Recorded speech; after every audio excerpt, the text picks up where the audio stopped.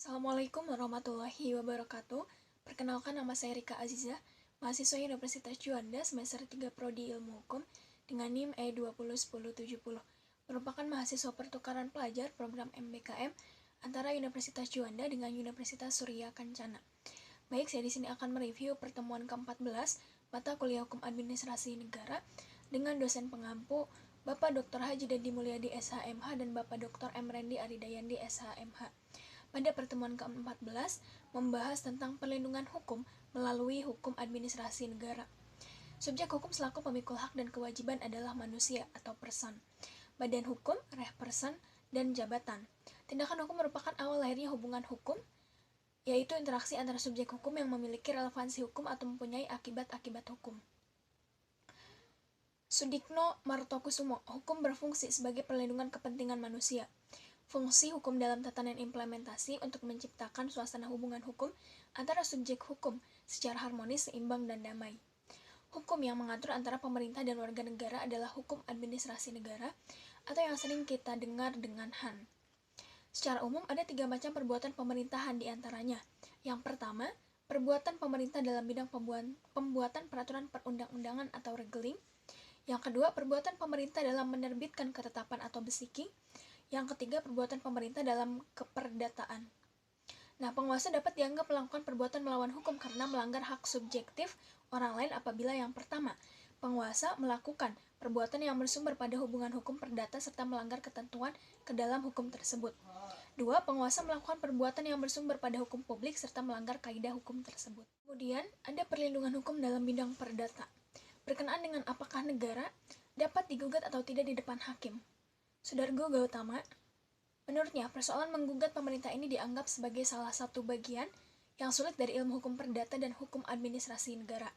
Sedangkan menurut R. Cronenberg, 7 konsep mengenai apakah negara dapat digugat di muka hakim perdata, salah satunya yaitu konsep negara sebagai lembaga kekuasaan dikaitkan dengan konsep negara hukum sebagai keputus kehendak yang diwujudkan oleh kekuasaan menyatakan bahwa tidak ada gugatan terhadap negara. Kesimpulannya, kedudukan hukum pemerintah atau administrasi negara dalam hal ini tidak berbeda dengan seseorang atau badan hukum perdata, yaitu sejajar sehingga pemerintah dapat menjadi tergugat maupun penggugat. Inilah wujud dari pelaksanaan prinsip equality before the law atau semuanya sama di hadapan hukum dalam hukum administrasi negara sebagai salah satu unsur negara hukum. Perlindungan hukum dalam bidang publik. Karakteristik dan instrumen hukum pemerintah berupa keputusan-keputusan dan ketetapan-ketetapan pemerintah yang bersifat sepihak. 2. Kebijaksanaan penguasa tidak dapat digugat berdasarkan pada prinsip ballet surage yang ada pada penguasa. Yang ketiga, prinsip tersebut yang tadi disebutkan itu, penguasa meliputi tugas-tugas militer, politionil, hubungan luar negeri, pekerjaan untuk kepentingan umum, keadaan yang tidak dapat diduga terlebih dahulu atau dalam mengambil tindakan darurat.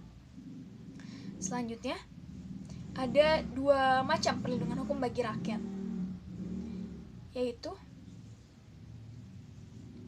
perlindungan hukum preventif dan perlindungan hukum represif.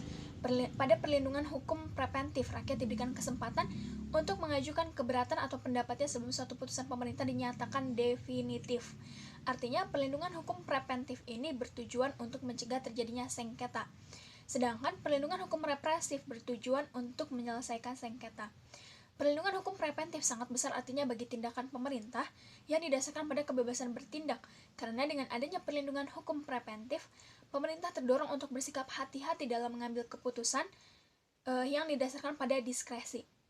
Tindakan hukum pemerintah berupa mengeluarkan keputusan merupakan tindakan pemerintah yang termasuk kategori regeling atau perbuatan pemerintah dalam bidang legislasi.